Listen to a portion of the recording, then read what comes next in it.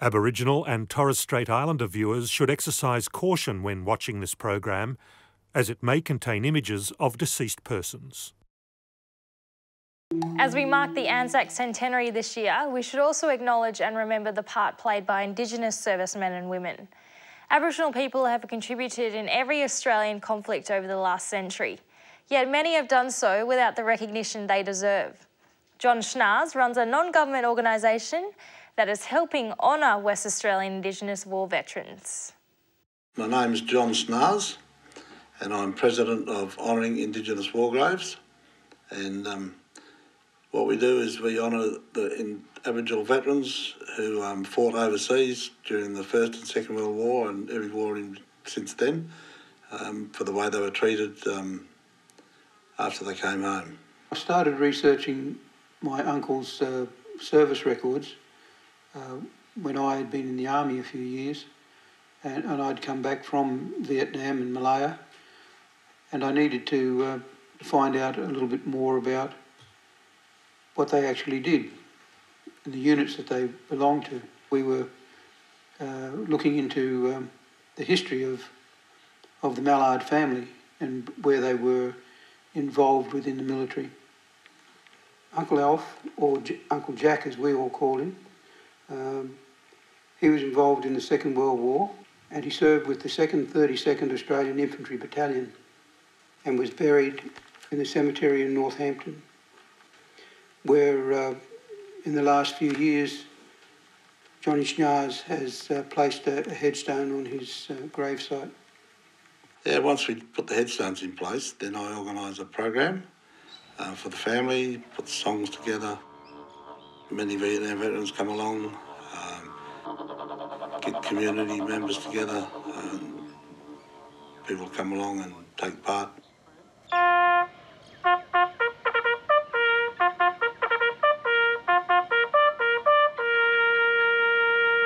They all believed that by going away to war, that they would get more recognition when they came home,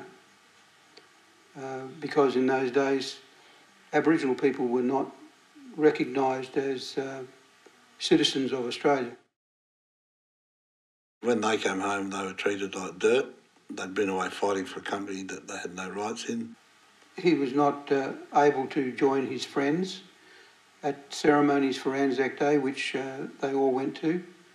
After the ceremonies, they had to sit outside of the hotels where the rest of the soldiers, the returned soldiers, went to for a drink, and had to be supplied with drinks from the hotel by their friends. They weren't given any medals, a lot of them weren't given any anything from Department of Veterans Affairs. The RSL wouldn't even recognise them as diggers. That was very disappointing for them, and the fact that they didn't get any recognition, they were not given the opportunity to take up land the same as the white man was. They all then had to go back to work to where they could get a job, and most of them worked on station properties within the Northampton and Geraldton area.